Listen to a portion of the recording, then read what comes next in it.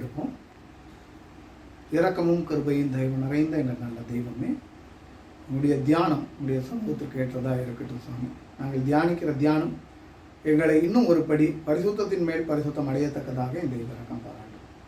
நீரை தலைவராக இருந்து வழிநடத்த வேண்டுமா எங்கள் கர்த்தரங்கள் அருமை ரட்சகருமாகிய இயேசு கிறிஸ்துவின் மூலம் தாழ்மையோடு ஜெபிக்கிறோம். ஜெபங்கேடும் பரமபிதாவே, ஆமென்.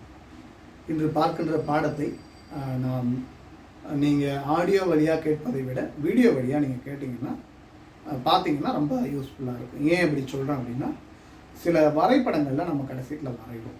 அந்த சில காரியங்கள், அந்த பாடத்திற்கு சம்பந்தமான சில விஷயங்கள், அதை நீங்கள் பார்க்கறது இந்த வீடியோ வழியாக பார்க்கும்போது கடைசிக்கெலாம் சம்பவம் என்ன பண்ணுது, நம்ம அந்த வரைபடமெல்லாம் வரைய இருக்கிறோம். அதை நம்ம வரையும் பொழுது அநேக காரியங்கள் அதை நீங்கள் வீடியோவை பார்க்கும்போது ரொம்ப ஈஸியாக புரிஞ்சிக்க முடியும். கருத்துக்களை சரியாக என்ன பண்ண முடியும், அவங்களால தியானித்து கொள்ள முடியும். ஸோ அதற்காக இந்த ஒரு செய்தியை மாத்திரம் நீங்கள் வீடியோ வழியாக கேட்பது சால சிறந்தது என்பதை நான் முன்னாடி என்ன பண்ணுறவங்களுக்கு ஒரு ரிக்வெஸ்ட்டாக என்ன பண்ணுறோம் நான் வைக்கிறேன். நாம் பாடத்துக்குள்ளாக நாம் செல்வோம். தேவனுடைய நாமத்திற்கு மகிமை உண்டாவதாக. இந்த வீடியோ வழியாக உங்களை சந்திப்பதிலே மிகுந்த மகிழ்ச்சி அடைகிறேன். இன்னைக்கு பார்க்குற பாடம் என்ன அப்படின்னு சொல்லி பார்த்தோம் அப்படின்னாக்க, மாபெரும் ஆன்மீக போராட்டம் பாகம் 2 என்ற தலைப்பின் கீழாக நாம் தியானிக்க இருக்கிறோம். முன்னால் என்ன தியானித்தோம், மாபெரும் ஆன்மீக போராட்டம் பாகம் 1 என்ற தலைப்பின் கீழாக தியானித்தோம். அங்கே படித்து கொண்ட கருத்து என்ன அப்படின்னா, மனிதன் படைக்கப்பட்டதனுடைய மைய நோக்கம் என்ன அப்படின்னு சொல்லி பார்த்தோம்.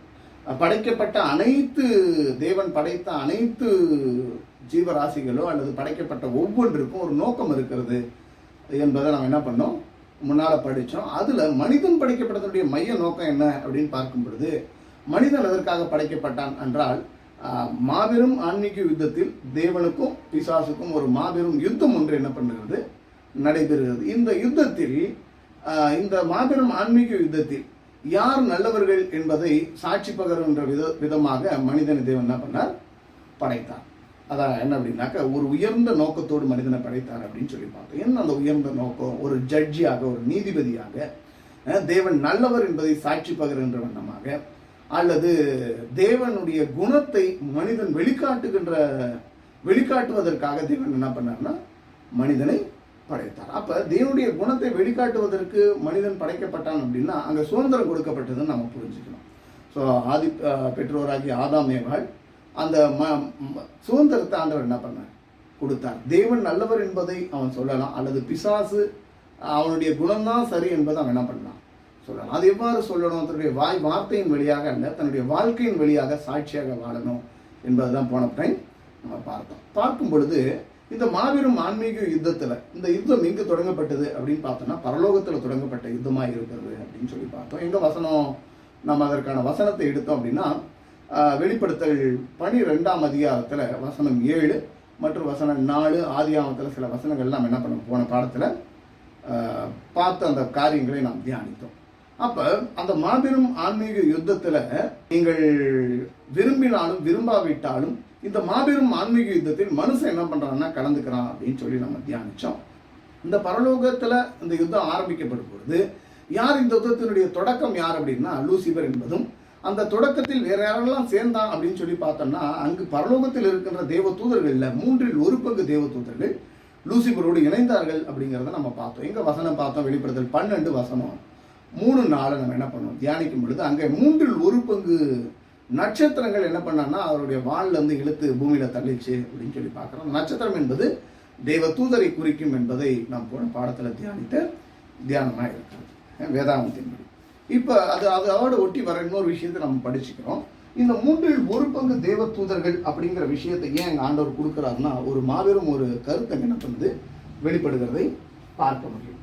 அப்ப 1/3 தேவ தூதர்களை லூசிபர் தன் வசம் என்ன பண்ணா அப்படின்னு சொல்லி தன் வசம் இழுத்துட்டான் அப்படின்னு சொல்லி நம்ம தியானிச்சோம். அந்த 1/3 தேவ தூதர்கள் யார், இந்த லூசிபர் யார் என்பதை இன்றைக்கான அர்த்தங்கள் இன்னைக்கு யார் அதை குறிக்கும் அப்படிங்கிறத நம்ம பார்க்கிறோம். அப்ப 3 பேர் இருக்கிறாங்கன்னா 2 தேவன் பக்கம், 1 லூசிபர் பக்கம். அப்ப பாருங்க, இதை எப்படி புரிஞ்சுக்கிறது, பர்சன்டேஜ் கணக்கில் நம்ம பார்க்கணும் அப்படின்னு சொல்லி பார்க்கும்போது பர்சன்டேஜாக பிரிக்கணும். 100% பிரித்தோம் அப்படின்னா விளக்கம் கிடைக்கும். ஸோ 100க்கு நம்ம போக வேண்டாம், 10 அப்படிங்கிற விஷயத்தை நம்ம போனால் ஈஸியாக புரிஞ்சுக்கலாம். ரூபா இருக்குது. இந்த 10 ரூபாயை 3 நபருக்கு நம்ம பிரித்து கொடுக்கணும் அப்படின்னா எப்படி கொடுப்போம் பாருங்க. 10 ரூபா இருக்கு, 3 நபருக்கு சரிசமமாக பிரித்து கொடுக்கணும். அப்போ ஒரு நபருக்கு 3 ரூபா கொடுக்குறோம். அப்போ 3 நபருக்கு 3 ரூபா கொடுத்தா எவ்வளோ ஆச்சு? 9 ரூபா. இப்போ எவ்வளோ இருக்குது? 10 ரூபா 9 போச்சுன்னா 1 ரூபா இருக்குது. இப்போ 1 ரூபாயில் எவ்வளவு பைசா இருக்குது அப்படின்னு சொல்லி பார்த்தோம்னா 100 பைசா கொண்டது தான் 1 ரூபா. அப்போ பாருங்க, இந்த 100 பைசாவை நீங்கள் மறுபடியும் பிரித்தோம் அப்படின்னா எப்படி பிரிக்கலாம்? 33 பைசா 33 பைசா. அப்போ 33 பைசா எவ்வளோ ஆச்சு? 9 ரூபா 99 பைசா. இப்போ 1 பைசா என்ன பண்ணுது? நீக்குது, விட்டுருங்க. இது ஒரு நல்ல ஒரு நீங்கள் விட்டு கவனிச்சிங்கன்னா அது பர்சன்டேஜ் இது பண்ணிடலாம். இப்போ இந்த இடத்துல நீங்கள் கவனிச்சிங்க அப்படின்னா 3.33 என்ற எண்ணை நீங்கள் கவனிச்சிங்கன்னா இப்போ இது வந்து இருந்தது ரவுண்ட் அப் பண்ணணும். இந்த ஒரு ஸ்தானத்துக்கு கொண்டு வரணும். அப்படிங்கிற போது இந்த 3 இருக்கிற இடத்துல 5 அல்லது 6 7 இருந்தால் என்ன பண்ணலாம்? இந்த இடத்த நம்ம 4 மாற்றிக்கலாம். ஒருவேளை இந்த இந்த இந்த 3 அப்படிங்கிற எண்ணத்தை 3.33ல் இந்த லாஸ்ட் கடைசி 3ல் 4 அல்லது 2 3 இப்படி இருந்துச்சுன்னா என்ன பண்ணணும்? இது வந்து இந்த இடத்துல என்னதான் இருக்கணும்? 4 வரணுமா 3 வரணுமா? வெறும் 3 மட்டும் தான் வரும். அப்போ பாருங்க, ரவுண்ட் ஆஃப் பண்ண அப்படின்னா என்னன்னா 3.3. ஸோ இதுதான் 3.3 அப்படிங்கிறத பார்க்குறோம். ஏன் இந்த கணக்கை சொல்கிறோம் அப்படின்னாக்க இந்துக்களுடைய தேவர்கள் எத்தனை பேர் அப்படின்னு சொல்லி நீங்கள் போய் கேட்டு பாருங்க. 30 முக்கோடி தேவர்கள் அப்படின்னு சொல்கிறோம். 30 முக்கோடி தேவர்கள். அந்த 30 முக்கோடி தேவர்கள் யார் அப்படின்னா நல்லா கவனிக்கணும். அந்த 3இல் 1 பங்கு இழுந்து பூமியில் விழுந்தாங்க பாருங்க, அவங்க தான் 3.3.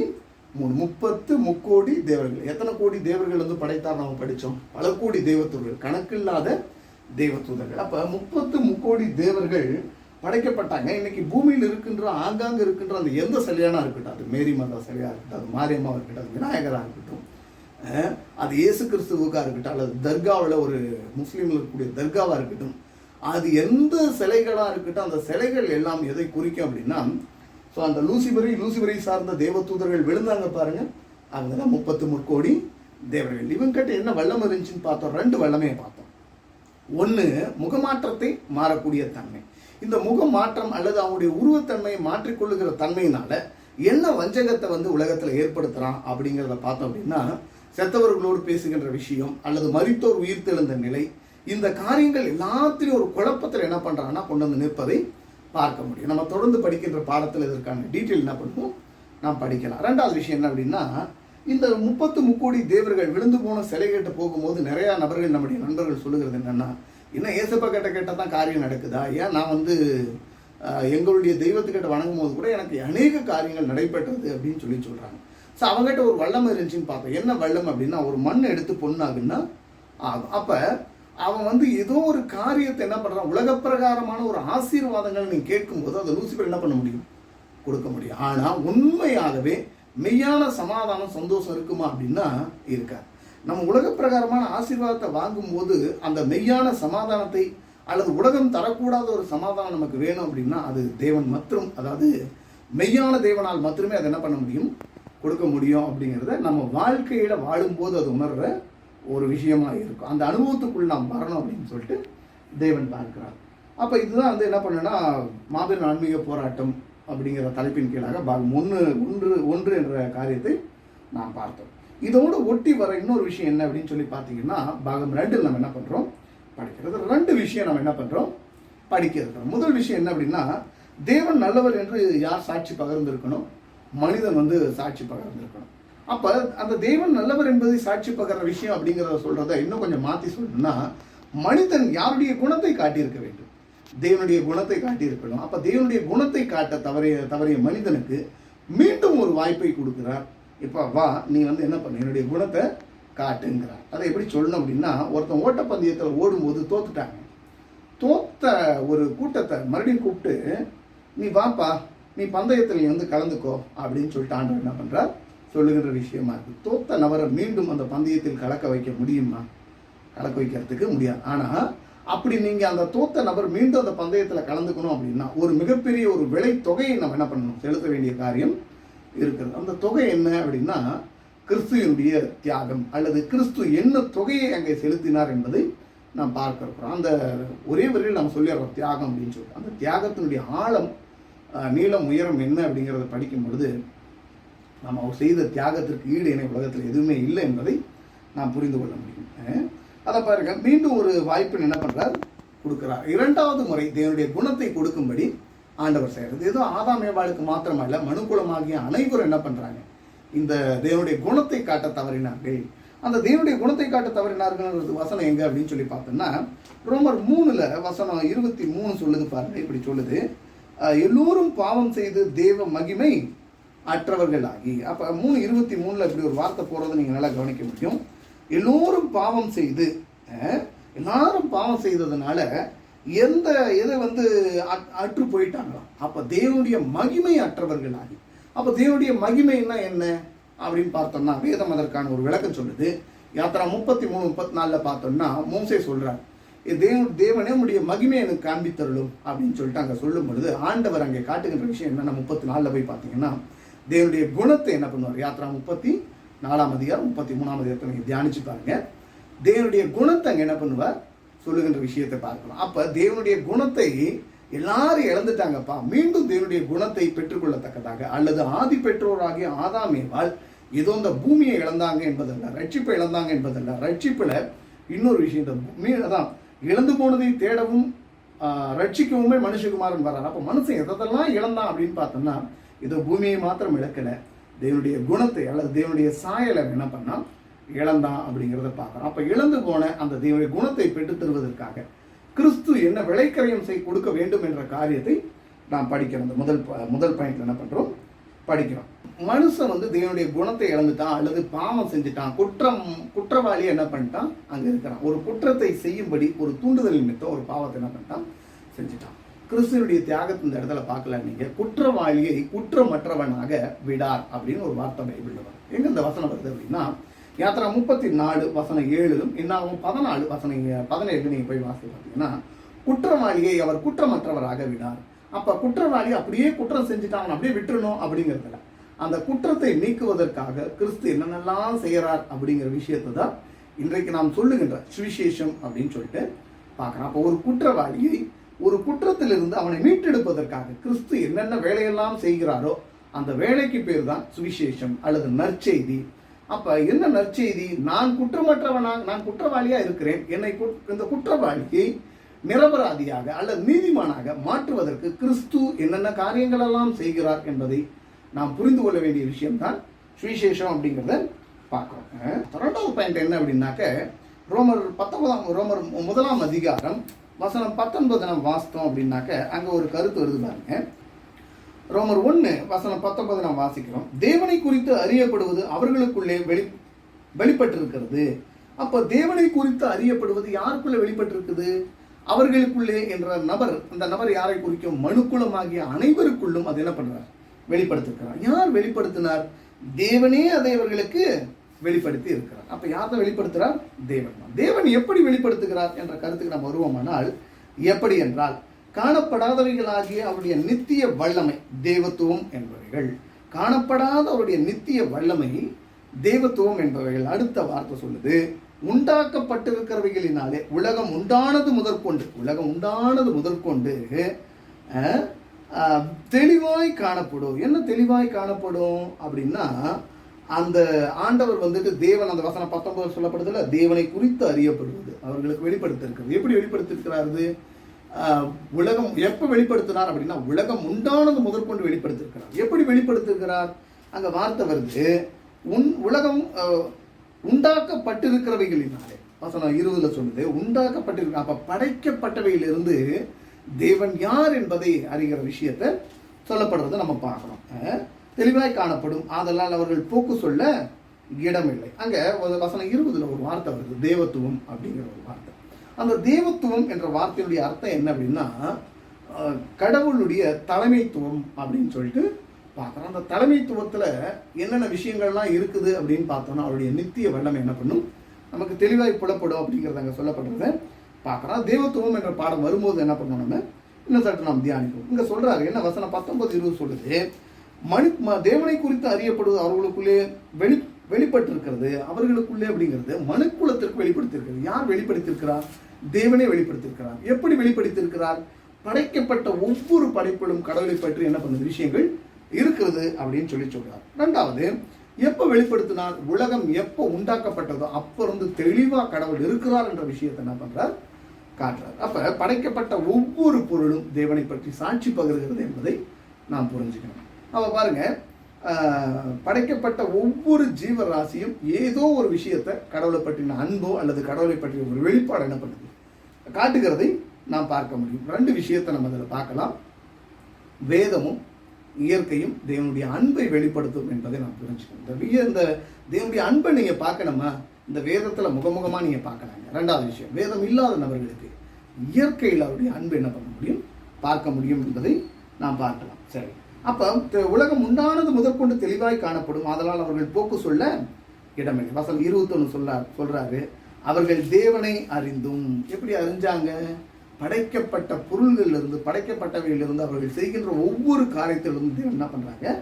அறிந்தும் அவரை தேவன் என்று மகிமைப்படுத்தாமலும் தோத்தறியாமலும் இருந்து தங்கள் சிந்தையினாலே வீணரானார்கள். உணர்வில்லாத அவருடைய இருதயம் இருளடைந்தது. வசனம் 22, அவர்கள் தங்களை ஞானிகள் என்று சொல்லியும் பைத்தியக்காரராகி. ஆண்டவர் சொல்றாரு, யாரெல்லாம் சயின்டிஸ்ட் நீ நினைக்கிறியோ அவெல்லாம் பைத்தியக்காரனாங்கிறான். அவனுடைய கண்டுபிடிப்பு பெருசா இருக்கலாம், ஆனா அவனுடைய கண்டுபிடிப்புல கடவுளை பற்றி அறிகின்ற அறிவு ஒரு துளி அவன் உள்ள வரல அப்படின்னா அவன் சயின்டிஸ்ட் கிடையாது, அவன் பைத்தியன்டா அப்படிங்கிறான், லூசுங்கிறான். அப்படிதான் என்ன பண்றாரு சொல்றதை பார்க்கணும். அவர்கள் தங்களை ஞானிகள் என்று சொல்லியும் பைத்தியக்காரராக இருக்கிறார்கள். அப்ப உலகத்தில் இருக்கக்கூடிய அநேக பொருட்களை வைத்து அல்லது மண், மரம், துகள்கள் எல்லாத்தையும் வச்சு அநேக கண்டுபிடிப்புகளை கண்டுபிடிக்கலாம். ஆனா அந்த கண்டுபிடிப்புகள் மத்தியில் தேவன் என்ற ஒரு நபர்களுடைய ஆராய்ச்சி இல்லை அப்படின்னா, ஸோ வேதம் அவர்களுக்கு வைக்கிற பேரு அவன் ஞானி கிடையாது, அவன் பைத்தியக்காரன் அப்படின்னு சொல்லிட்டு சொல்றாரு. அப்ப அதான் ஆண்டவர் சொல்றாரு, உலகம் முழுவதையும் ஆதாயப்படுத்தினாலும் தன் ஜீவனை நஷ்டப்படுத்தினாலும் அது என்ன லாபம் அப்படின்னு சொல்லிட்டு கேட்கிறார். அப்ப ஆண்டவரை பற்றி அறிகின்ற அறிவிற்குள்ளாக ஒருவன் தியானத்துக்குள்ளாக வரல அப்படின்னா, ஸோ வேதம் அவனுக்கு வைக்கிற பேரு ஞானி இல்லப்பா அப்படிங்கிறத சொல்றதை பார்க்கிறோம். வசனம் 21 பாருங்க, ரோமர் 1 வசனம் 21, அவர்கள் தேவனை அறிந்தும் அவரை தேவன் என்று மகிமைப்படுத்தாமல். அப்ப தேவனை எப்படி அறிஞ்சாங்க அப்படின்னு சொல்லி பார்த்தோம் அப்படின்னா, இயற்கையின் வழியா அறியறாங்க அப்படின்னு சொல்லி பார்க்கிறோம். அவர்கள் செய்கின்ற ஒவ்வொரு செயல்களிலும் தேவனை அறிகின்ற விஷயம் இருக்கிறது என்பதை நாம் பார்க்க முடியும். உதாரணத்துக்கு பார்த்தோம் அப்படின்னாக்க பாருங்க, மனிதன் செய்கின்ற ஒவ்வொரு செயலுக்கும் ஒரு அர்த்தம் உண்டுங்க. அதுதான் நம்ம என்ன பண்றோம் பார்க்க இருக்கிறோம். நீங்களும் நானும் செய்கின்ற ஒவ்வொரு செயல்பாடுக்கும் ஒரு அர்த்தம். உதாரணத்துக்கு சொல்லணும் அப்படின்னா, நான் செருப்பு போடுறேன். ஏன் செருப்பு போடுறேன்? செருப்பு போடுறதுடைய மைய கருத்து என்ன அப்படின்னு பார்த்தோம்னா, நிறைய பேர் அழகுக்கு போடுறாங்க. அழகுக்காக செருப்பை போடக்கூடாதா? கண்டிப்பா போடலாம். அப்ப ஆனா உண்மையிலே மைய நோக்கம் அழகுக்காகவா செருப்பு போடுறது? இல்லைங்க. அந்த மைய நோக்கம் என்னன்னு பார்த்தோம்னா, காலின் பாதுகாப்புக்காக ஒரு செருப்பு என்ன பண்றோம், ஒருத்தர் தயாரிச்சு கொடுத்தார். அந்த நோக்கத்தோடு தான் நம்ம என்ன பண்றோம், வாங்கி போடுறோம். அழகு என்பது 2வது பகுதி தான். அப்ப மைய நோக்கம் செருப்பு, காலுக்கு பாதுகாப்பு, எந்த ஒரு முள்ளோ கல்லோ அல்லது ஒரு அசுத்தமோ தன் காலில் பற்றக்கூடாது என்பதற்காக என்ன பண்றோம், போடுறத பார்க்கிறோம். அப்ப பாருங்க, ஒவ்வொரு நீங்க எந்த காரியம் செய்தாலும் ஒரு நோக்கம் இருக்குது. மாஸ்க் ஏன் இன்னைக்கு போடுறோம்? கொரோனா வந்துருச்சு, ஸோ வைரஸ் எதன் வழியா போகுமோ அந்த இடத்த போகக்கூடாதுன்றதுக்காக மாஸ்க் போடுறோம். அப்போ ஒவ்வொரு காரியத்துக்கும் ஒரு நோக்கம் இருக்குது. ஏன் சாப்பிட்றோம்? சாப்பிட்றது எதுக்காக? அதுக்கு ஒரு மைய நோக்கம் இருக்குது. நிறைய பேர் பசிக்கும்பாங்க. பசி இல்லை அப்படின்னாலும், சின்ன குழந்தைங்க பசிக்காக சாப்பிட்றோமா அப்படின்னா, உண்மையிலே பசிக்காக என்ன பண்ணல, சாப்பிடல. மனுஷனுக்கு சத்து தேவை, அதனால சாப்பிட்றோம். உதாரணத்துக்கு சொல்லணும்னா, சின்ன பிள்ளை வந்து பசிக்காது, ஆனால் என்ன பண்ணுவோம், திணிச்சுட்டே இருப்போம். ஏன்? காரணம் என்ன? பிள்ளை பசி வேண்டாம் எனக்கு விளையாடுதா அப்படின்னு சொல்லிட்டு ஓடிட்டு இருக்கான். ஆனால் பிடிச்சி உட்கார வச்சு அவனை கூட்டி விடுவோம். என்ன காரணம் அப்படின்னா, அந்த பிள்ளை வந்து சத்தை இழந்துடக்கூடாது, சத்து வேணுங்கிறதுக்காக என்ன பண்ணுறோம், இது பண்ணுறோம். அப்போ சாப்பிட்றதுடைய மைய நோக்கம் என்னன்னா, உடலுக்கு சத்து கிடைப்பதற்காக.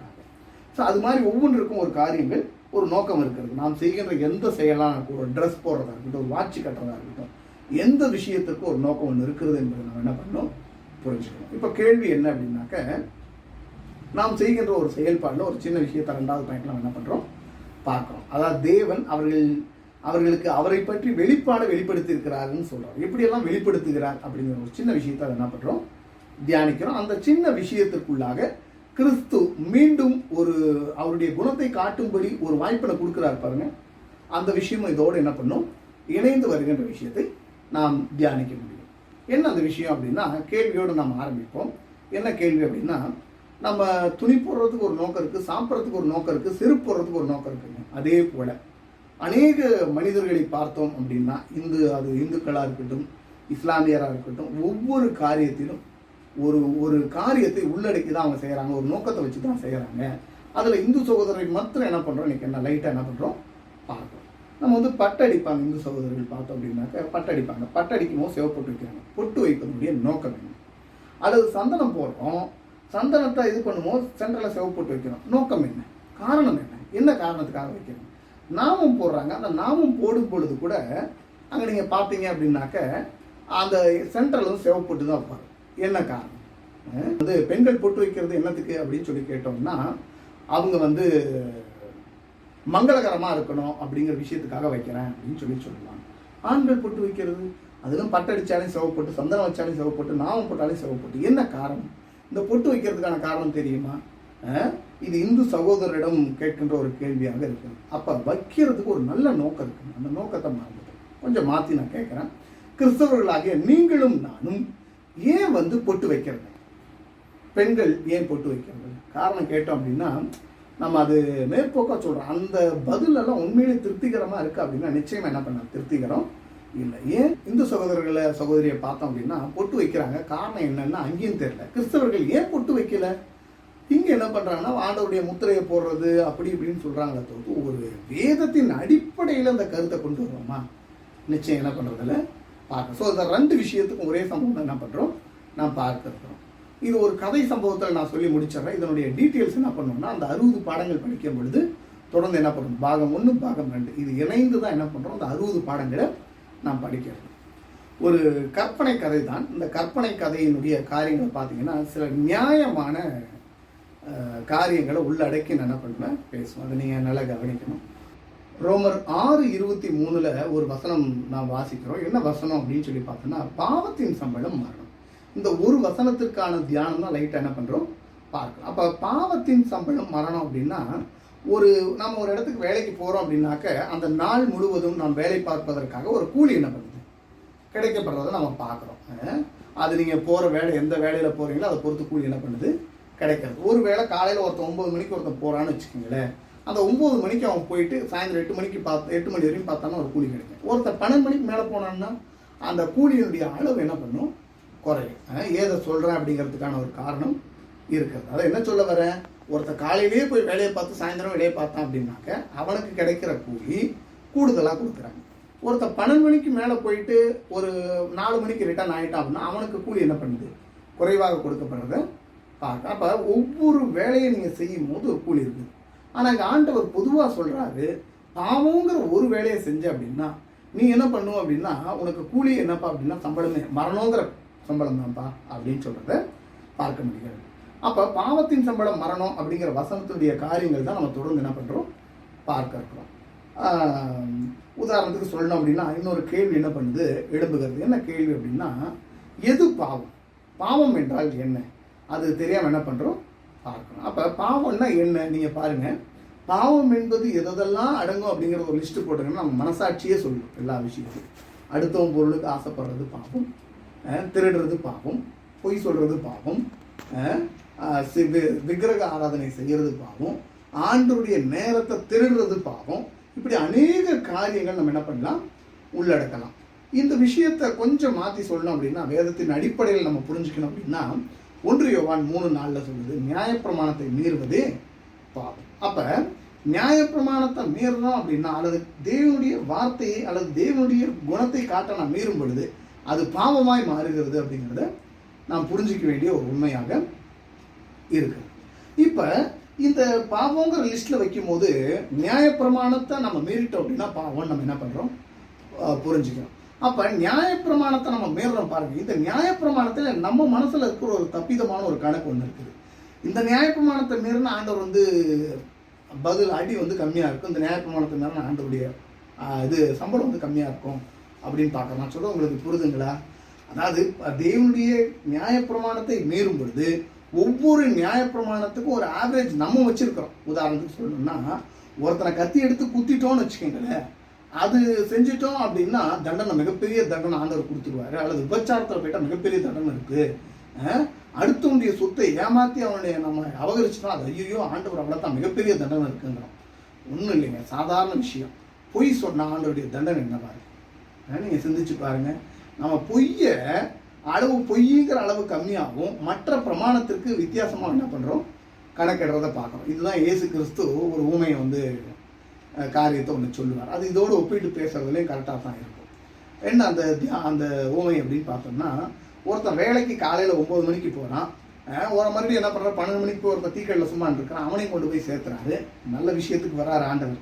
நான் அந்த ஊமையோடு என்ன பண்ணுறேன், இந்த காரியத்தோடு ஒப்பிடுறேன். ஒருத்தனை சாயந்தரம் கொண்டு போய் வேலைக்கு சேர்த்துறான், 4 மணிக்கு போகிறான். நீங்கள் நல்லா கவனிங்க, வேலையை முடிச்சுட்டு வரும்பொழுது ஆண்டவர் கூலி எப்படி கொடுக்குறாரு? 9 மணிக்கு வந்தவன், 12 மணிக்கு வந்தவன், சாயந்தரம் 4 மணிக்கு வந்து வேலையை பார்த்தோம், இப்படி கூலி கொடுக்குறாரு. ஒரே பணத்தை தான் கொடுக்குறாரு. அப்போ கூலி எல்லாருக்கும் என்ன பண்ணுறாரு, சமமாக தான் கொடுக்குறாரு. அப்போ நியாயம் அல்லது நியாயப்பிரமாணத்தை மீறும்போது நம்ம பொய் சொன்னாலும் சரி, விபச்சாரம் செஞ்சாலும் சரி, அல்லது அடுத்தவன் பொருளை அபகரித்தாலும் சரி, விக்கிரகாராதனை செஞ்சாலும் சரி, தேவனுடைய வார்த்தையை மீறும் பொழுது ஆண்டவர் கொடுக்குற சம்பளம் என்ன அப்படின்னா அது ஒரு பணம் தாங்க, ஒரு கூலி தாங்க. அந்த ஒரு கூலி என்ன, மரணம் என்கின்ற கூலி. அதான் சொல்றாங்க, பாவத்தின் சம்பளம் மரணம். நீ எந்த பாவத்தை செஞ்சாலும் அந்த பாவத்திற்கான சம்பளம் என்ன அப்படின்னு சொல்லி பார்த்தோம் அப்படின்னா அது மரணம் என்கின்ற விஷயத்தை நான் புரிஞ்சுக்கிறேன். இப்போ நான் சொல்ற ஒரு கதையில பார்த்தீங்கன்னா சில நியாயமான பாவமா இருக்கும். இதெல்லாம் நம்ம மனசாட்சி என்ன சொல்ல, இந்த பாவமெல்லாம் நியாயம் தானே அப்படின்னு. அந்த நியாயமான பாவங்களுக்கும் இன்னும் கொஞ்சம் நம்ம தியானிச்சோம்னா நம்ம மனசாட்சியை ஏற்றுக்காது. அது என்னமோ தப்பு மாதிரி தான் தெரியுது அப்படின்னு தோணும். ஒரு தெளிவு நிலைக்கு வராது. அப்போ அந்த நியாயமற்ற பாவத்தினுடைய சம்பளம் என்ன அப்படின்னு சொல்லி பார்த்தோம் அப்படின்னா அதற்கும் தேவன் மரணத்தை தான் என்ன பண்ணுறார், கொடுக்குறார். அதை பற்றி சுருக்கமாக பார்க்குறோம். டீட்டெயிலாக பார்க்கும்போது என்னுடைய விஷயத்தை என்ன பண்ணலாம், பெருசாக நாம் தியானிக்கலாம். பாருங்கள், ஒரு கதை ஒன்று சொல்ல போகிறேன், என்னை ஒப்பிட்டு நான் ஒரு கதை சொல்ல போகிறேன். அந்த கதையின் வழியாக இந்த காரியங்களை நாம் பார்க்குறோம். கதை என்ன அப்படின்னாக்க, என்னுடைய மனைவி ப்ரெக்னெண்ட்டாக இருக்கிறாங்க அப்படின்னு சொல்லி வச்சுக்குவோம். ப்ரெக்னெண்ட்டாக இருக்கிற என் மனைவி ப்ரெக்னெண்ட்டாக இருக்கிறாங்க. ப்ரெக்னெண்ட்டுக்கு என்ன பண்ணுறேன், என்னுடைய குழந்தைகளையும் அவளையும் பார்க்குவதற்காக நான் அநேக காரியங்கள் என்ன பண்ணுறேன், சில சாப்பாட்டு முறைகள், சில டெஸ்ட்டு, சில விஷயங்கள் என்ன பண்ணுறேன், கடன் வாங்கி நான் என்ன பண்ணுறேன், காசு இருக்கிறத செலவு பண்ணிட்டேன். காசு கிடைக்காத போது கடன் வாங்கி என்ன பண்ணிட்டேன், நான் செலவு பண்ணி இது பண்ணிட்டேன். இப்போ அந்த ப்ரெக்னெண்ட்டாக இருக்கிறவங்க குழந்தை பிறக்குவதற்கான சமய காலம் என்ன பண்ணுது, வந்துருச்சு. இப்போ குழந்தை பிறப்பதற்கான அந்த சமய காலம் வந்ததுனால என்னுடைய மனைவியை கொண்டு போய் நான் என்ன பண்ணோம், ஹாஸ்பிட்டல் சேர்த்துறேன். ஹாஸ்பிட்டல் சேர்த்தும் போது டாக்டர் சொல்கிறார். என்ன டாக்டர் சொல்கிறார் அப்படின்னா, மனைவியும் தாயும் செய்யும் உசுரோட காப்பாற்றணும் அப்படின்னா ஒரு 40,000 ரூபா பணம் தேவைப்போ ஆப்ரேஷன் பண்ணி எடுக்கணும். இப்போ சிக்கலான ஒரு நிலையில் என்ன பண்ணுது, தாயும் செய்யுமே இருக்கிறாங்க. அப்படி ஆப்ரேஷன் பண்ணி எடுக்கல அப்படின்னா தாயும் இறந்துருவாங்க, செய்யும் என்ன பண்ணும், குழந்தையும் என்ன பண்ணும், இறக்க வாய்ப்பு இருக்குது அப்படின்னு சொல்லும்போது எத்தனை நாள் தாங்கும், நான் பணத்தை போய் ரெடி பண்ணிட்டு வரேன் அப்படின்னு சொல்லி டாக்டர் கிட்ட கேட்கும்போது டாக்டர் சொல்கிறாரு, ஒரு 3-4 நாளுக்குள்ள நீங்கள் பெட்டில் சேர்த்தாங்க. 4 நாளைக்கு மேலே போச்சுன்னா 2 பேருக்குடைய உயிருக்கு ஆபத்து, அதனால் முடிஞ்ச அளவு சீக்கிரம் வாங்க அப்படிங்கிறாங்க. இப்போ நான் என்ன பண்ணுறேன், போய் என்னுடைய சொந்த பந்து, இன ஜன பந்து எல்லாருக்கிட்டையும் கேட்குற மாதிரி பணம் ஒரு 40,000 கொடுங்கன்னு சொல்லிட்டு. ஸோ யாருமே பொய் சொல்லலை, எல்லாருக்கிட்டையுமே நிச்சயம் பணம் இல்லை. ஸோ பணம் இப்போதையத்துக்கு இல்லை, என்ன பண்ணுறது ஒன்றும் தெரியல, எல்லாரும் கை வச்சுட்டாங்க. கடைசியாக நான் என்ன பண்ணுறேன் அப்படின்னா என்னுடைய நண்பருடைய வீட்டுக்கு என்ன பண்ணுறேன் போகிறேன். இவரை விட்டால் எனக்கு வேறு வழி இல்லை அப்படின்னு சொல்லிட்டு அந்த நண்பருடைய வீட்டுக்கு போகும்போது அந்த நண்பர் என்ன பண்ணுறாரு அப்படின்னா வாங்க அப்படின்னு சொல்லி கூப்பிட்றாரு. கூப்பிடும்போது அந்த நண்பர்கிட்ட பேசுகிறது மாதிரி பிரச்சனையாக இருக்குது, எனக்கு ஒரு 40,000 பணம் தேவை அப்படின்னு வந்துட்டு நான் என்ன பண்ணுறேன் சொல்கிறேன். அப்போ என்னுடைய நண்பர் சொல்கிறாரு, 40,000 பணம் எங்கிட்ட அவ்வளோதான் இருக்குது, பட் உனக்கு என்னைக்கு வேணும் அப்படின்னு கேட்கும்போது அவர் சொல்கிறாரு. அவர் என்னைக்கு வேணும்னு கேட்கும்போது நான் சொல்கிறேன், இந்த ஒரு 2 நாள் 3 நாள் கட்டணும் டாக்டர் சொன்னார் அப்படின்னு சொல்லும்போது இதே மாதிரி ஒரு மிகப்பெரிய ஒரு இக்கட்டு, ஒரு ஆபத்தான விஷயம், இன்னைக்கே செய்ய வேண்டிய விஷயம். அந்த நண்பருடைய வீட்டில் ஏதோ ஒன்று இருக்கு, இதே மாதிரி ஒரு ஆபத்து. ஸோ அந்த பணத்தை கட்டி அவங்களும் ஹாஸ்பிட்டல் கட்டலைன்னா அந்த இடத்துல என்ன பண்ணும், ஒரு உயிர் இழப்பதற்கு வாய்ப்பு இருக்கிறது அப்படின்னு சொல்லி பார்த்துட்டு அந்த நண்பர் என்ன சொல்கிறாரு, இப்போ நான் என்ன பண்ணுறேன், இன்றைக்கி கட்டிடுறேன், நான் கட்டி வேலையை முடிச்சுட்டு நான் அதற்கான காரியங்களை நான் தாரித்து பார்க்குறேன். நான் 2 நாளில் தேவையில்லை, நம்ம ஜெபம் பண்ணுவோம், கடவுள் நிச்சயம் என்ன பண்ணுவார், செய்வாருன்னு சொல்லிட்டு எனக்கு சமாதானப்படுத்திட்டு அவர் என்ன பண்ணுறாரு, நீங்கள் போங்க, கண்டிப்பாக 2 நாள் நம்ம ஏதாவது ஒன்று பண்ணுவீங்க, ஒரு இடத்துல பரட்டி பார்ப்போம், நிச்சயம் ஆண்டவர் செய்வார், நீங்கள் தைரியமாக போங்கன்னு சொல்கிறார். இப்போ இவர் எங்கிட்ட 40,000 பணம் இருக்குன்னு சொல்லிட்டார், பணத்தையும் காட்டிட்டார். பிரதர் இருங்க, ஒரு மோர் கொடுக்குறேன், குடிச்சிட்டு போங்க அப்படின்னு சொல்லும்போது அவர் மோர் எடுத்துட்டு வர்றதுக்குள்ளே நான் என்ன பண்ணிட்டேன் அப்படின்னா என்னுடைய மனசுக்குள்ளே ஒரு போராட்டம் வந்திருக்கும். ஒரு மனசு என்ன சொல்லும் அப்படின்னா, போய் அந்த பணத்தை எடுத்துரு, இங்கே விட்டன்னா உன் மனைவியும் உன்னுடைய மனைவியுடைய குழந்தையுடைய உயிரை என்ன பண்ண முடியாது, காப்பாற்ற முடியாது அப்படின்னு சொல்லும்போது அந்த பணத்தை எடுக்கணும் அப்படிங்கிறதுக்கான பிரயாசம் என்ன பண்ண மனசில் ஒரு இன்னொரு மனசு என்ன சொல்லும், வேண்டாம் வேண்டாம், அவங்களுக்கு உயிர் போகிற ஒரு இக்கட்டு ஒன்று இருக்குது, அந்த நேரத்தில் போய் அவங்க பணத்தை எடுக்கலாமா, நீ கடவுள் மேலே நம்பிக்கை வச்சுட்டு வா, உனக்கு ஏதாவது ஒரு வெளியில் வரும் அப்படின்ற போது, நான் எங்கெங்கேயோ கேட்டேன், எல்லா இடத்துலையும் கேட்டேன், சொந்த பந்தம் நான் எங்கெல்லாம் நம்பிக்கையுடைய கேட்டேன், அந்த ஒரு இடத்துல கூட ஒரு பைசா கூட எனக்கு கிடைக்கிறேன். இப்போ இந்த பணத்தை நான் விட்டுட்டேன் அப்படின்னா என் மனைவி என் பிள்ளையை நான் பார்க்க முடியாது அப்படிங்கிற ஏக்கமும், ரெண்டாவது என்ன மனசு ஓடுனா, அவருக்கு என்ன அவங்க சொந்த பந்தம் நிறையா இருக்குது, அவர்கிட்ட ஏதோ ஒரு கேட்டு அவருக்கு என்ன பண்ணுறாரு, சரிப்படுத்திடுவார் அப்படிங்கிற ஒரு எண்ணத்தில் என்ன பண்ணுறேன், கடைசியாக மோர் கொடுக்கறதுக்குள்ள பணத்தை என்ன பண்ணிடுறேன், நான் எடுத்துறேன். இந்த பணத்தை வந்துட்டு வாங்கும் பொழுது என்னுடைய இன்னொரு நண்பரை நான் என்ன பண்ணுறேன், கூட கூட்டிகிட்டு போகிறேன். பணத்தை வாங்கிறதுக்காக கூட்டிகிட்டு போகிற இடத்துல அந்த பணத்தை எடுக்கிற போது அந்த நண்பர் என்ன பண்ணிட்டாரு, பார்த்துட்டாரு. ஏன் இப்படி சொல்கிறேன் அப்படின்னா, நீங்கள் நல்லா கவனிக்கணும். பாவம் கர்ப்பம் தரிக்கும் அப்படின்னு சொல்லிட்டு யாக்கோபில் என்ன பண்ணுறோம், இச்சையானது பின்பு கர்ப்பம் தெரிவித்து பாவத்தை பிறப்பிக்கும், பாவம் பூரணப்படும் போது மரணத்தை பிறப்பிக்கும் அப்படிங்கிற ஒரு விஷயத்தை நாம் படிக்கிறோம். அந்த வசனத்துடைய கருத்தின் அடிப்படையில் பார்க்கும் பொழுது பல விஷயங்கள் நம்ம என்ன பண்ணலாம் பார்க்கலாம். ஒரு சின்ன பாவம் தானே நுழைய விடும் பொழுது அந்த பாவம் அடுக்கடுக்கான அடுத்தடுத்த பாவங்களுக்கு நம்மளை வழிநடத்தும் அப்படிங்கிறத நான் புரிஞ்சுக்கணும். உதாரணத்துக்கு என்னுடைய நண்பரை கூட கூப்பிட்டு போகிறேன், பணம் எடுத்து என்னுடைய நண்பர் பார்த்தாரு, அவர் பேசின விஷயத்தையும் கேட்டார், நான் பேசின விஷயத்தையும் கேட்டார். வெளியே வந்தோடனே என்னுடைய நண்பர் சொல்கிறாரு, இன்னும் இப்படி வந்து நீ 40,000 இப்படி தூக்கிட்டு வந்துட்டேன், அவர் வந்து இவ்வளோ கஷ்டம்னு சொன்னார், கொண்டு போய் பணத்தை வச்சிருது நல்லதில்லை அப்படின்னு சொல்கிறார். இப்போ என்னுடைய நண்பருடைய வாயை அடைப்பதற்காக, கூட வந்த நண்பருடைய வாயை அடைப்பதற்காக நான் என்ன பண்ணுவேன், அவருக்கு இல்லை சும்மா ஒரு பணத்தை வச்சுக்க ஒரு அமௌண்ட்டுன்னு கொடுக்குறேன். இவர் என்ன பண்ணுற, ஒரு நேர்மையாக இருக்கிறாரு, பணமெல்லாம் எனக்கு தேவையில்லை, என்னென்னா இவ்வளோ கீழ்த்திறமை, நான் இவ்வளோ இதாக நினச்சிட்டேன் நீ அப்படின்னு சொல்லிட்டு அவர் என்ன பண்ணுறாரு, கோவப்பட ஆரம்பிக்கிறார். சரி, என்னுடைய மனைவி பிள்ளைங்களுக்கு நான் பார்த்துருவேன், அதுக்கடுத்து இது பண்ணிக்கலாம் அப்படிங்கிறவங்க நிச்சயம் வந்து இது தப்பு. ஏன்னா அவருடைய கஷ்டத்தை நீ இன்னும் 2 நாள் உனக்கு இருக்குது, அவர் தான் சொல்கிறாருல, அதுக்கடுத்து ஏதோ ஒரு வழி இருக்கும், நீ போய் கொண்டு போய் கண்டிப்பாக பணத்தை வச்சிரு, பணத்தை வச்சுட்டுனா அவன் என்ன பண்ண மாட்டேன், நான் காட்டி கொடுக்க மாட்டேன் அப்படிங்கிற, இல்லைன்னா நிச்சயம் காட்டி கொடுப்பேன், நான் சொல்லிவிடுவேன் அப்படின்னு சொல்லும்போது அடுத்து எனக்கு என்ன சிந்தனை ஓடும், 2 பேரும் வரோம், ஒரு தோப்பு வழியாக வரோம், ஆள் இல்லாத இடம், பேசிகிட்டு இருக்கிற போது இப்படி வாக்குவாதம் நடக்குது, என்ன பண்ணுவேன்னு நினைக்கிறீங்க அடுத்து. இப்போ இவர் இருந்தால் தானே பிரச்சனையாகும், இவர் இல்லைன்னா அப்படின்னு அந்த நபர் என்ன பண்ணுவோம் அப்படின்னா, நான் வந்து அழிப்பதற்காக என்ன பண்ணுவேன், அப்போ அந்த நபரை என்ன பண்ணிடுறேன், போட்டு தள்ளிடுறேன், அடிச்சிடுறேன். இப்போ அந்த நபரை கொன்னுட்டேன். முதல் பாருங்க, நான் வந்து திருடனை, அடுத்த 2வது விஷயம் என்ன பண்ணேன் அப்படின்னா, இன்னொரு நபரை கொண்டார். கொல்லும் பொழுது என்னுடைய மனசாட்சி என்னை விட்டுருமா, ஆண்டவர் இங்கே என்ன பண்ணுறாரு அப்படின்னா பேச ஆரம்பிக்கிறார். நீங்கள் அடுத்தவனுடைய பணத்தை எடுத்துகிட்டு வந்து இங்கே தேவையில்லாத ஒருத்தர் நியாயத்துக்காக நின்று ஒரு நியாயத்துக்காக நின்று ஒரு நபரை கொலை செஞ்சுட்ட அப்படிங்கிற மனசு இருக்குது. இப்போ என்னுடைய மனசில் பாரம் அதிகரிக்க அதிகரிக்க இந்த பாரத்தை எங்கேயாவது இறக்கி வச்சா தாங்க எனக்கு வந்து ஒரு மன நிம்மதி கிடைக்கும். இந்த பாரத்தை நான் இறக்கி வைக்க எந்த இடத்துல போய் சொல்லுவேன், என்னுடைய நண்பர்கிட்ட சொல்ல முடியுமா, என்னுடைய உறவினர்கள், என்னுடைய அம்மா அப்பா யார்கிட்ட சொல்ல முடியுமா, நிச்சயம் சொல்ல வாய்ப்பு. என்னுடைய மனைவி கிட்டே சொல்ல முடியுமா, என்னுடைய மனைவி கிட்ட நான் சொல்ல போனாலும் உண்மையிலே ஒரு நல்ல மனைவியாக இருந்தால் என்ன சொல்லுவாங்க, என் உசுரை காப்பாற்றுறதுக்கு இப்படி ஒரு செயலை செஞ்சு என் உசுரை காப்பாற்றணும்னு தேவையில்லை அப்படின்னு சொல்லிட்டு ஒரு நல்ல மனைவி என்ன பண்ணுவாங்க, திட்ட ஆரம்பிப்பாங்க. அப்போ யாரிடமும் என்ன பண்ண முடியாது, சொல்ல முடியாத ஒரு சூழ்நிலையில் இருக்கிறோம்.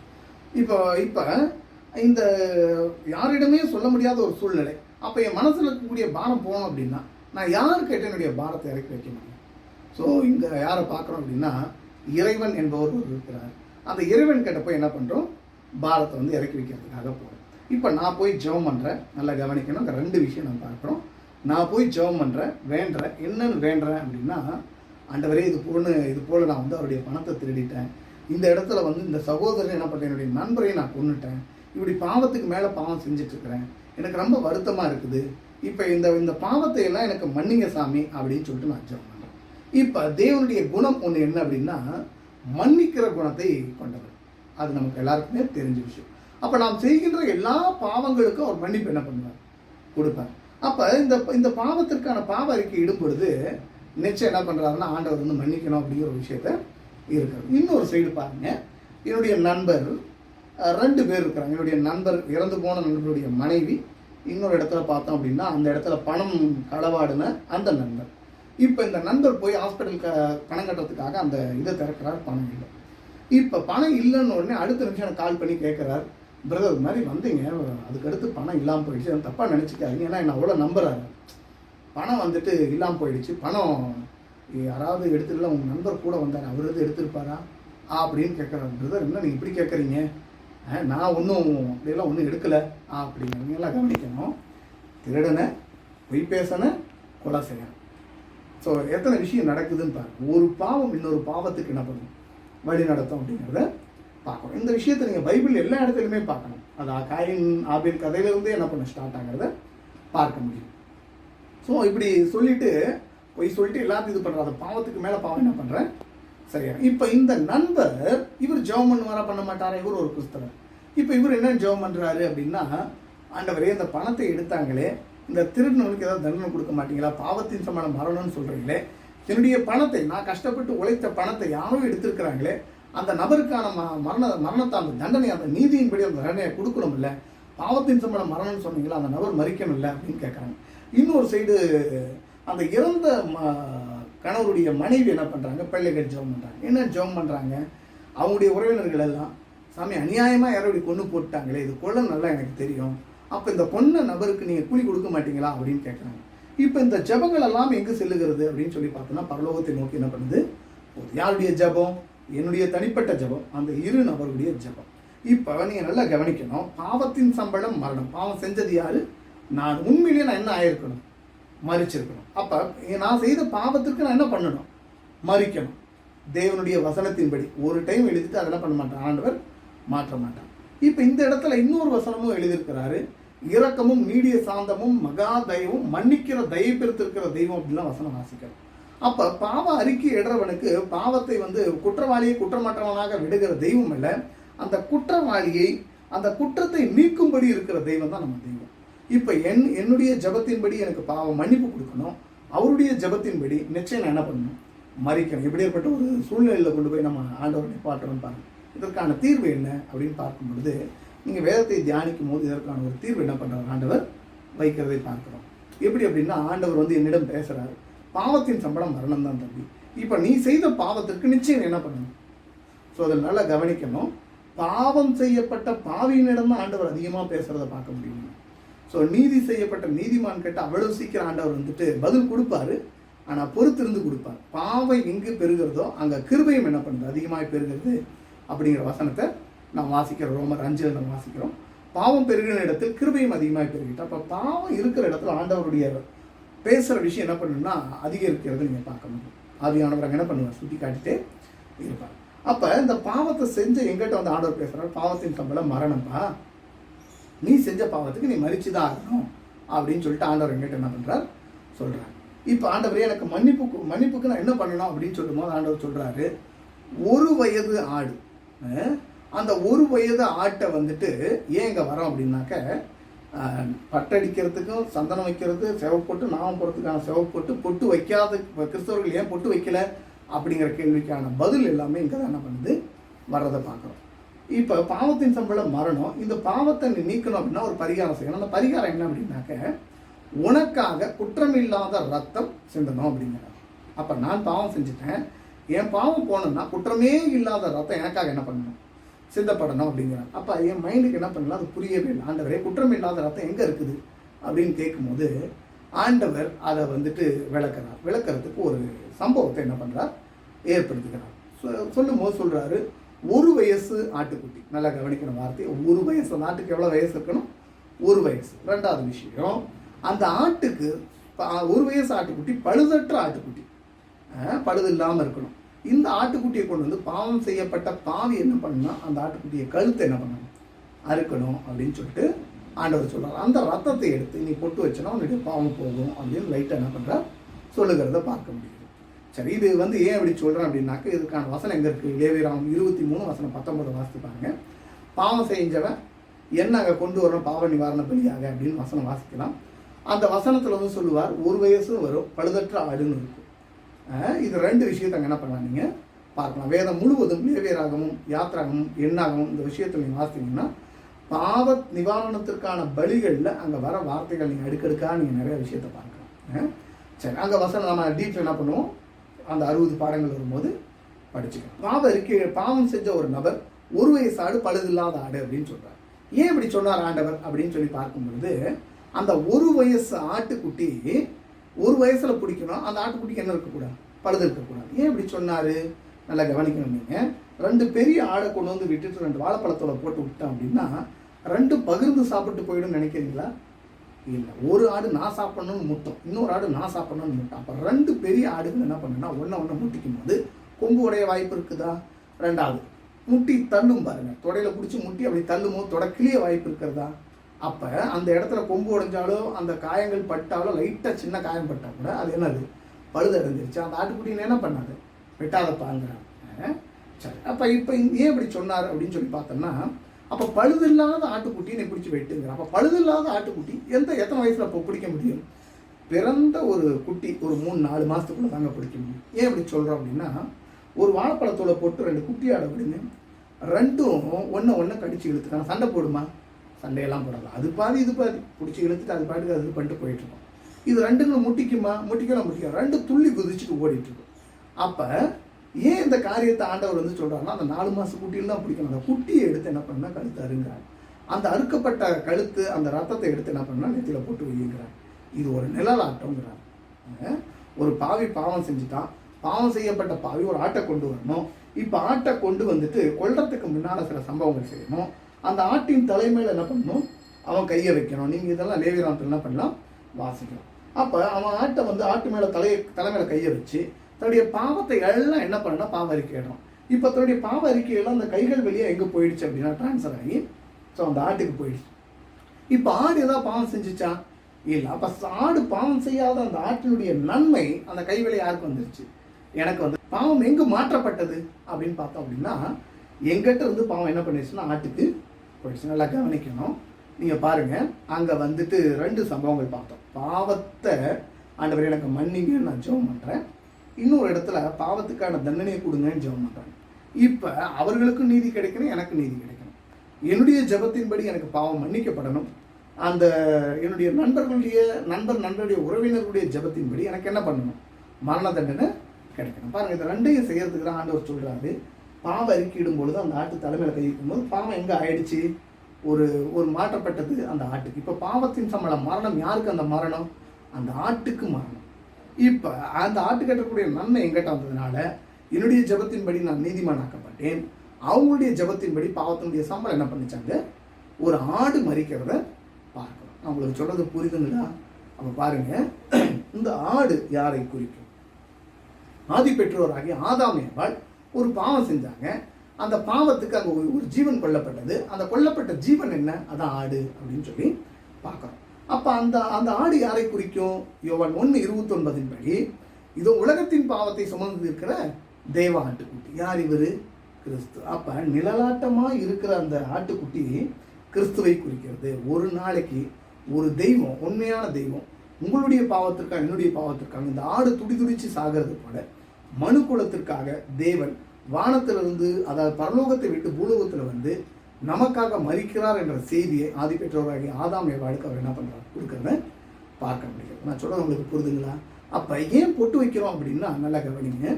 பட்டடிச்சு சந்தனம் பொட்டு வைக்கிறோம், நாமம் போட்டாலே சிவப்பு பொட்டு, ஸோ சந்தனம் வச்சாலே சிவப்பு பொட்டு. அப்போ ஒவ்வொன்றுத்துக்கும் ஒரு அர்த்தம் இருக்குது அப்படின்னு சொல்லி சொல்லுவோம். அந்த சாம்பல் எதை குறிக்கும் அப்படின்னா 3 அர்த்தத்தை குறிக்கும். நான் ஒரு அர்த்தம் மட்டும் நான் பேசுகிறேன். அந்த சாம்பல் என்ன அப்படின்னா, நான் சாம்பலாக மாற வேண்டிய ஒரு நபர். ஸோ எனக்காக தெய்வம் மரிக்கிறார், அவர் ரத்தத்தை கொடுத்துட்டு எனக்காக அவர் என்ன பண்ணுறார்? சாம்பல் ஆக போகிறார், மரிக்கிறார் அப்படிங்கிற விஷயத்த பார்க்குறோம். 1. 2வது விஷயம் பார்த்தோம்னா, என்னுடைய உடல் முழுவதும் பாவம் அழுக்குங்க. இந்த வேர்வை வந்து பரிசுத்தருடைய ரத்தத்தை அழிச்சிடக்கூடாது என்பதற்காக அங்கே சாம்பலை பூசிட்டு வைக்கிறோம். சந்தனம் எதுக்காக வைக்கிறோம் அப்படின்னா, சந்தனம் என்பது வாசனை நிறைந்த ஒரு பொருள். என்னுடைய சரீரமெல்லாம் என்ன அப்படின்னு சொல்லி பார்த்தோம்னா, அது குப்பை அல்லது பாவத்தால் நிறைந்த ஒரு சரீரம். இந்த பாவத்தால் நிறைந்த சரீரத்தில் பரிசுத்தருடைய ரத்தம் படக்கூடாது என்பதற்காக வாசனத்தை எடுத்து வச்சுட்டு பொட்டு வைக்கிறோம். இன்னொரு விஷயம் பாருங்க, இந்த நாமம் வைக்கும் பொழுது பல அர்த்தங்கள் இருக்கு. இந்த நாமம் 2மே வெள்ளை கலர்ல இருக்கும். வெள்ளை கலர்ல இருக்கும். 2 சைடு கோடு. சென்டர் கோடு என்ன கலரு? Red colour. என்ன அதை குறிக்குது அப்படின்னா, இங்க நீங்க நல்லா கவனிக்கணும். தேவத்துவம் என்பவைகள் அவர்கள் செய்கின்ற விஷயத்தில் இருக்கு. நான் சொன்ன தெரியுதுங்களா? அந்த தேவத்துவங்கிற விஷயத்தை அங்கே காட்டுறேன். இப்போ அந்த நாமம் என்ன அப்படின்னா, இந்த 2 சைடு இருக்கிற வெள்ளை பரிசுத்தர், அதில் 3 பேருமே பரிசுத்தர் தான். அந்த 3 பரிசுத்தரில் ஒரு பரிசுத்த தெய்வம் ரத்தமாக மாற போகிறார்.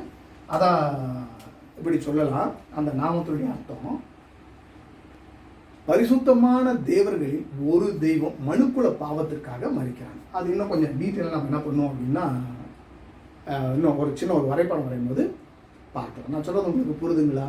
அப்போ கிறிஸ்தவர்கள் ஏன் பொட்டு வைக்கிறது இல்லை அப்படின்னா, நிலநாட்டமான கிறிஸ்து, அதாவது முன்னால் ஆடு பலிமுறை எதுவரை கிறிஸ்துவனுடைய மரணத்தை குறிக்குது. அப்போ கிறிஸ்து மரித்த பிறகு ஆடு பலியிடலாமா?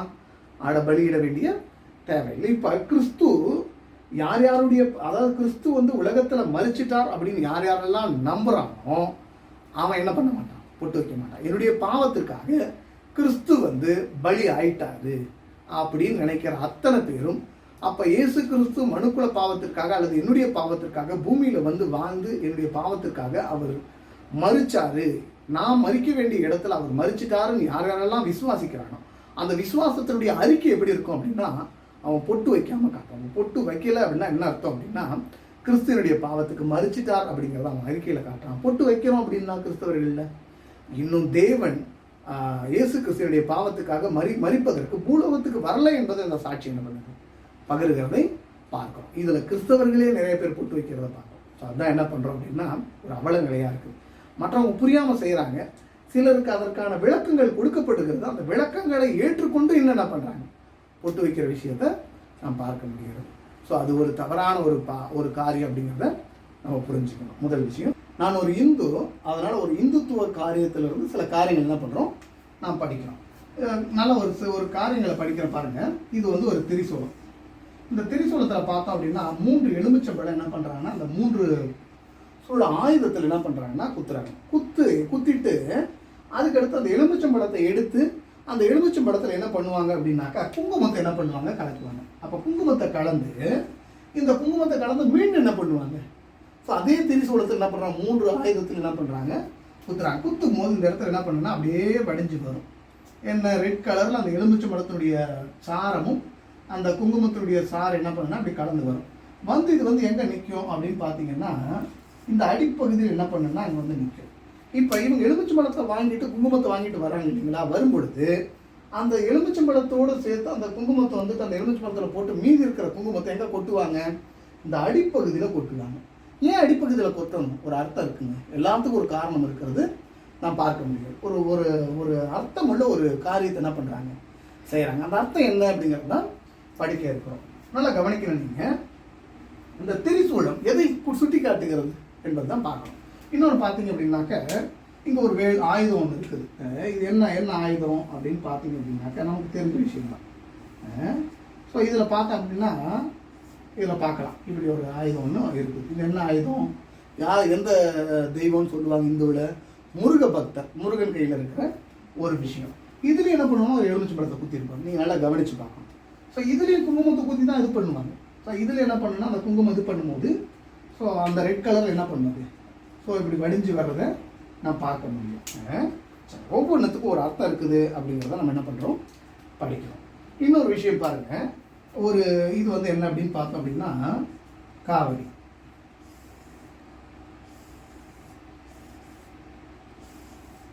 ஸோ என்ன பண்ணுறாங்க, இதுக்கு பேர் என்ன, காவடி.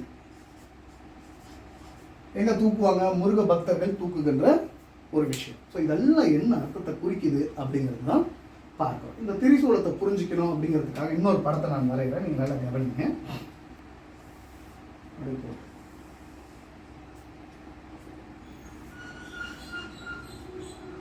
இது சிலுவை. இந்த சிலுவையை நீங்கள் நல்லா கவனிக்கணும். 2 சிலுவையை நான் வரைகிறேன். இந்த 2 சிலுவை வரையும் போது சில காரியங்கள் நான் உங்களோட கேட்குறேன், நீங்கள் பகிர்ந்துக்கோங்க. சிலுவை. இப்போ இந்த சிலுவையில் கிறிஸ்துவுடைய தலை எங்கே வச்சு அடிக்கப்பட்டது அப்படின்னு பார்த்தீங்கன்னா, இங்கே வச்சிருப்பாங்களா அப்படின்னா நல்லா கவனிக்கணும். இங்கே வச்சிருப்பாங்களா அல்லது இங்கே வச்சிருப்பாங்களா, அதாவது அந்த கட்டை சேர்ற இந்த இதை நீங்கள் வீடியோவில் பார்த்தீங்கன்னா தெளிவாக புரியும். ஆடியோவில் வரும்போது நீங்கள் கேட்குறது இது மட்டும் என்ன பண்ண முடியாது, புரிஞ்சிக்க முடியாது. அதனால் வீடியோ பண்ணிட்டீங்கன்னா கரெக்டாக இருக்கும். அப்போ பாருங்கள், இந்த இடத்துல வச்சுருப்பாங்களா அல்லது இங்கே வச்சுருப்பாங்களா. இந்த இடங்கிறது நான் எதை சொல்கிறேன் அப்படின்னா, யூது மேல் சைடு, அந்த கட்டையினுடைய மேல் சைடு நான் சொல்கிறேன். இப்போ இது எது சரி அப்படின்னு பார்த்தோன்னா, உடல் இங்கே வருது, கை இப்படி அடிச்சிருப்பாங்கன்னு நீங்கள் சொல்லலாம். ஆனால் அது சரியா அப்படின்னா சரி இல்லைங்கிறேன். ஏன் அப்படின்னா, இங்கே யூதருடைய ராஜா அப்படின்னு சொல்லிட்டு ஒரு ராஜா எழுதுனா அப்படின்னு சொல்லிட்டு ஒரு பலகை இருந்துச்சு. கேள்விப்படுறீங்களா? அப்போ பலகை எங்கே அடிச்சிருப்பாங்க? ஏன்னா சிறுவனுடைய இது காரியமே இந்த தலை வைக்கிற அளவுக்கு தான் அது பண்ணாங்க. சரி, அப்போ தலை எங்கே வச்சிருக்கணும்? இங்கே தான் வச்சிருக்கணும். அப்போ இது சரியா? இது தவறு. இது என்னது? இது தப்பு, இது தவறு. அப்போ இதுதான் சரி. இப்போ நல்லா கவனிங்க. அவருடைய உடல் வந்து என்னன்னா இப்படி இருக்குது. அவருடைய உடல் வந்து இப்படி இருக்குது. அவருடைய காலுக்கு ஒரு ஆணி அடிச்சிட்டாங்க. இப்போ கையை நீங்கள் நல்லா கவனிக்கணும். தலை இங்கே இருக்குது. தலையில் ஒரு முன் கிரீடம் ஒன்று சூட்டப்படுறாங்க. இங்கே யூதருடைய ராஜான்னு வருது. ஸோ யூதருடைய ராஜான்னு வருது. இப்போ நல்லா கவனிக்கணும். இப்போ இங்கே இருந்து கை பாருங்கள், இங்கே வருது. இப்போ கை வந்து இப்படி தானே போயிருக்கணும். கை வந்து என்ன பண்ணியிருக்கணும்? சரி, இப்படி தான் போயிருக்கணும். அப்போ இங்கே ஒரு ஆணி, இங்கே ஒரு ஆணி, இங்கே முழு கிரீடம் சூட்டப்படுகிறது. இங்கே ஒரு ஆணி அடித்தாங்க. இங்கே நெஞ்சில் என்ன பண்ணாங்க? ஒரு ஆயுதத்தை வச்சு என்ன பண்ணிட்டாங்க? ஈட்டியை குத்திட்டாங்க. அப்போ நல்லா கவனிக்கணும். ஏன் இதெல்லாம் சொல்கிறோம் அப்படிங்கிறது நல்ல விளக்கம் ஒன்று இருக்குது. இப்போ இந்த ஷேப்பை நீங்கள் நல்லா கவனித்து பாருங்களேன். நான் க்ரீனில் வரைகிறேன். இந்த ஷேப் நல்லா கவனிங்க.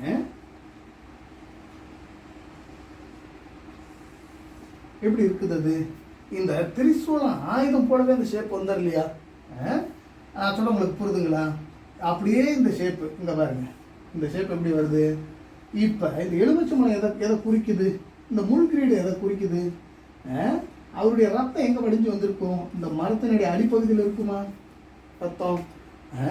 அப்போ நீங்கள் நல்லா கவனிக்க வேண்டிய ஒரு விஷயம், இந்த திரிசூலம் வந்து திரிசூலத்தில் ஒரு தெய்வம் மறிக்க போகிறார் என்பதை செயல்முறை வடிவத்தில் காட்டுற ஒரு விஷயங்கள். நான் சொல்கிறேன், உங்களுக்கு நான் விளங்குதுங்களா? இதைத்தான் வந்து சமஸ்கிருதத்தில் நீங்கள் போய் வாஸ்து பார்த்தீங்கன்னா, ஓம் அருந்தாய திரிசூலாய நமக அப்படின்னு ஒரு வார்த்தையை சொல்லுவாங்க. அப்போ திரிசூலம் போன்ற மரத்திலே எங்களுக்காக மறிக்கும் தெய்வமே நம்ம போட்டிருக்கிறோம். இன்னும் நீங்கள் சமஸ்கிருதத்தில் பல வார்த்தை எடுங்க. என்னென்ன வார்த்தை எடுக்கலாம் அப்படின்னா, ஓம் கஜமுகாய நமக, அஜமுகாய நமக அப்படின்னு சொல்லி பார்த்தீங்கன்னா, அஜ அப்படிங்கிறது ஆடை குறிக்கிற ஒரு வார்த்தை. அப்போ ஆடு போன்ற எங்களுக்காக மறிக்கும் தெய்வமே நம்ம போட்டிருக்கிறோம். ஓம் கன்னி சுத்தியாய நமக, கன்னியின் வயிற்றில் பிறக்கும் தெய்வமே நம்ம போட்டிருக்கிறோம். ஓம் பஞ்சகாய நமக, 5 காயங்களை கொண்டவரை உண்மை நாம் போட்டிருக்கிறோம். எங்கள் கையில் 2 கையில் 2 காலில் நெஞ்சில். அப்போ 5 காயங்களை கொண்டவரை உண்மை போட்டிருக்கிறோம். அப்புறம் நான் அந்த காவடிக்கு சொன்னேன் இல்லைங்களா? அந்த காவடியை கொஞ்சம் பிரித்து எழுதி பார்ப்போம் பாருங்க. காவடி பிரித்து எழுதுக அப்படின்னு சொன்னால் என்ன எழுதுவோம்? காவு ப்ளஸ் அடி. காவடி, காவு ப்ளஸ் அடி. இப்போ இன்னும் கொஞ்சம் இதாக பார்த்தீங்கன்னா, இது காவடின்னு வந்த வார்த்தையுடைய அர்த்தம் எப்படி இருந்துச்சுன்னா, காவு ப்ளஸ் தடின்னு தான் இருக்குது. இப்போ ஒரு தடியில் ஒருத்தர் காவ ஆக போகிறார். நல்லா புரியுதுங்களா உங்களுக்கு? அந்த தடியில் ஒருத்தர் வந்து காவாக போகிறார், மறிக்க போகிறார். காவு என்பது என்ன? மறிக்க போகிறார் அல்லது பலியிடப்படுகிறார் அப்படிங்கிறதுடைய அர்த்தம். இது நீங்கள் பள்ளிக்கு போகிறவங்க அல்லது முருக பக்தர்கள் போகும்போது அந்த காவடி எப்படி தூக்கிட்டு போகிறாங்க? கீழே இருந்து மலைக்கு மேலே தூக்கிட்டு போவோம், பார்த்துருக்குறீங்களா? அப்போ கிறிஸ்து கொல்கதா மலைக்கு தன்னுடைய சிலுவையை தூக்கிட்டு போகிற விஷயத்தை போல இங்கே பக்தர்கள் என்ன பண்ணுறாங்கன்னா, கிறிஸ்து எப்படி மறிச்சாரோ அதே போல் நானும் மறிக்கிறேன். எதுக்கு? அவர் சுயமில்லாதவராய் மறித்தார், அவர் சுயமற்ற ஒரு வாழ்க்கையை வாழ்ந்தார். அந்த வாழ்க்கைக்கு நான் போகிறேங்கிறது தான் அந்த காவடி தூக்குற விஷயத்தை என்ன பண்ணேன் இருக்கிற விஷயமாக பார்க்கலாம். அந்த திரிசூலம் எதை குறிக்கும் அப்படின்னா மன்னிக்கணும், அந்த 3 இதில் அது வேல் இந்த ஆயுதம், இந்த வேல் எதை குறிக்கும் அப்படின்னு சொல்லி பார்த்தோம்னா, அவருடைய ஈட்டியில் பாய்கின்ற ஒரு சேவகன் என்ன பண்ணுறான், நெஞ்சில் ஈட்டி எறிகிறத நம்ம மத்தியில் என்ன பண்ணுறோம், வாசிக்கிறோம். பாருங்கள், நீங்கள் செய்கின்ற ஒவ்வொரு, அதாவது இந்து சகோதரராக இருக்கட்டும், இஸ்லாமியராக இருக்கட்டும், யாரானா இருக்கட்டும், அவர்கள் செய்கின்ற சடங்குகள் அது கிறிஸ்துவை குறிக்கின்ற விஷயமா இருக்குது. நீங்கள் அந்தந்த மார்க்கத்தில் போய் பாருங்கள், எந்த மார்க்கமும் அதில் செய்கின்ற ஒவ்வொரு செயல்பாடுகளும் கிறிஸ்துவை, தேவன் என்பதை, அந்த மெய்யான தேவன் மனுக்குள்ள பாவத்திற்காக மரிக்கிறார் என்ற அந்த வெளிப்பாட்டை ஒவ்வொரு மார்க்கத்திலும் ஆண்டவர் ஏதோ ஒரு வழியில் என்ன பண்ணுறாரு, காட்டுகிறதை பார்க்க முடியும். அது இன்னும் டீட்டெயிலாக படிக்கும் போது தான் அவருடைய அன்பு என்ன பண்ணும் நமக்கு புரியும். ஒரு காரியத்தை நான் பதிவிடணும்னு ஆசைப்படுறேன். 1984 நான் நினைக்கிறேன், சரியான ஆண்டுகள் எனக்கு தெரியல. 1983-84 ஆண்டோ ஒருத்தர் வந்து கேஸ் போடுறாரு. என்னென்னு கேஸ் போடுறாருன்னா, இந்துக்களுடைய தேவாலயங்களில் தமிழ் இதில் வந்து நம்ம வந்து மந்திரத்தை ஓதணும் அப்படின்னு சொல்லிட்டு கேஸை போடுறோம். கேஸை போடும்போது அந்த கேஸ் வாதாடி தமிழ் மந்திரத்தில் சொல்லணும்னு வரும்போது அந்த கேஸை வந்துட்டு ஜெயிக்க விடாதபடிக்கு பல நபர்கள் என்ன பண்ணுறாங்க, அவெல்லாம் செய்ய முடியாது அப்படின்னு தடுக்கிறாங்க. ஏன் தடுத்தாங்கன்னு உள்ள அர்த்தத்தில் போய் பார்க்கும்பொழுது அங்கே இருக்குகின்ற ஜட்ஜி நீதிபதிகள் எல்லாருமே யார் அப்படின்னா ஐயர்கள். இவங்க என்ன சொல்கிறாங்க, அந்த சமஸ்கிருத வார்த்தையை எடுத்து நீங்கள் தமிழாக்கத்தில் பண்ணிட்டீங்கன்னா ஒரு நபர் கூட இந்துவாக இருக்க மாட்டான் எங்க இந்து தேசத்தில். ஏன் அப்படின்னா அந்த ஒவ்வொரு அர்த்தமும் கிறிஸ்துவை குறிக்கிறது என்பதை அவர்கள் அறிஞ்சதுனால எல்லாரும் கிறிஸ்துவனா மாறிடுவான், அதனால் நம்ம மார்க்கமே அழிஞ்சிரும் அப்படின்னு சொல்லிட்டு அந்த உண்மையை மறைக்கப்பட்டதாக 1984 நடந்த விஷயம் இது. 84 83 சம்திங். ஸோ அந்த கேஸ் என்ன பண்ணாங்கன்னா அப்படியே மூடி மறைச்சிட்டாங்க. ஏன் அதை பதிவிடுறாங்கன்னா, எங்கே அந்த கேஸ் போட்டாங்க, சிதம்பரம் நடராஜர் கோயிலில் வந்து இது நடக்கணும் அப்படின்னு சொல்லி போட்டாங்க. இதுக்கு ஆதாரம் யாரு? கம்யூனிஸ்ட் இந்த கேள்வி வந்து இன்னும் கேட்டு கிடக்கும். கம்யூனிஸ்ட் கட்சி இருக்கு இல்லைங்களா, அவங்க கேட்குறாங்க பல இடத்துல எல்லாம் பேசும்போது அந்த அந்த அதற்கான கொள்கை ஏன் இந்த கேஸை நீங்கள் நடத்த விடலை, அப்போ வந்துட்டு எங்களை வந்து முட்டாளாக்கி வச்சிருக்கிறதுக்கு தானே, மூட நம்பிக்கை தானே நான் பேசுகிறேன். ஆனால் காரியம் அது இல்லை. அவங்க புரிஞ்சுக்கிட்டது என்னன்னா, ஒருத்தன் கூட அங்கே என்ன பண்ண மாட்டேன்னா இந்துவாக இருக்க மாட்டான், எல்லாம் கிறிஸ்தவனாக மாறிடுவான். அப்போ ஒவ்வொரு மந்திரங்களும் ஒவ்வொரு வார்த்தையும் எதை குறிக்குது அப்படின்னா அது கிறிஸ்துவை குறிக்கின்ற வார்த்தையாக இருக்கிறது அப்படிங்கிறத நாம் புரிஞ்சுக்கிறோம். இப்போ பாருங்கள், எதுக்காக வந்தோம் அப்படின்னா, நீங்கள் ஆடு விட்டுறதா இருக்கட்டும், அது திரிசூலத்தில் வந்து இதாக இருக்கட்டும், ஸோ அந்த நாமம் போட்டோம் தெரியுங்களா, இந்த நாமத்துடைய அர்த்தம் இப்போ நமக்கு புரியுதுங்களா? 3 தெய்வத்தில் ஒரு தெய்வம் ரத்த காட்சியாக வெளிப்பட போகிறாருப்பா. ரத்த காட்சியாக வெளிப்படுது அப்படின்னு சொல்லி அப்போ நடுவில் இருக்கிற தெய்வம் வந்து ரத்த காட்சியாக வராது. ஒரு காரியம் புரிஞ்சுக்கணும்.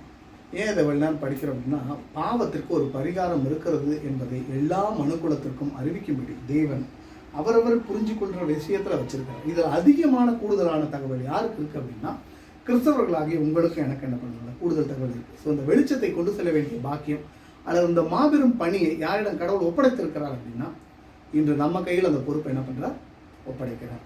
ஸோ இந்த காரியத்தை இன்னும் நம்ம நிறைய பேசலாம். அந்த விஷயத்தை நமக்கு போதும்னு நான் நினைக்கிறேன். இதுக்கு அடுத்து நம்ம பேச வேண்டிய விஷயங்கள் அந்த 60 பாடத்துக்குள்ளாக நாம் வருவோம். இதை பாருங்கள், இந்த 2 கதையை பிரித்து படிப்போம். ஒவ்வொரு கதைக்குள் அந்த 2 கதைக்குள்ள மாபெரும் ஆன்மீக போராட்டம் பாகம் 1 பாகம் 2 இந்த 2 சம்பவத்தில் நாம் படிக்கின்ற பாடங்களை இன்னும் ஆழ்ந்து படிக்கும் பொழுது இதனுடைய அன்பு எவ்வளவு பெருசு அப்படிங்கிறத பார்க்கலாம். அதை வைத்து அநேகருக்கு சத்தியத்தை சொல்வதற்கான வழியும் என்ன பண்ணும், ரொம்ப ஈஸியாக நமக்கு என்ன பண்ணும், திறக்கப்படும். நீங்கள் கற்றுக்கொண்டதோடு மாத்திரம் அல்லாதபடிக்கு மற்றவருக்கு அந்த சத்தியத்தை எடுத்து செல்வதற்கான பிரயாசங்கள் உங்கள் வாழ்க்கையில் நீங்கள் முயற்சி செய்யும்போது தேவன் நிச்சயம் உங்களோடு வந்து தேவன் என்ன பண்ணுவார், ஆசீர்வதிப்பார். நம்ம அடுத்த பாடம் என்ன அப்படின்னாக்க, உலகத்தினுடைய சம்பவத்தை குறித்து அல்லது கிறிஸ்துவனுடைய வருகை குறித்த காரியங்கள் என்ன பண்ணுறோம், தியானிக்க இருக்கிறோம். ஒரு சிறு ஜபத்தை எடுத்து நாம் முடிப்போம். இரக்கமும் கிருபையும் தயவும் நிறைந்த எங்கள் நல்ல தெய்வமே, இந்த நல்ல நாளுக்காக தோத்தரிக்கும் சாமி.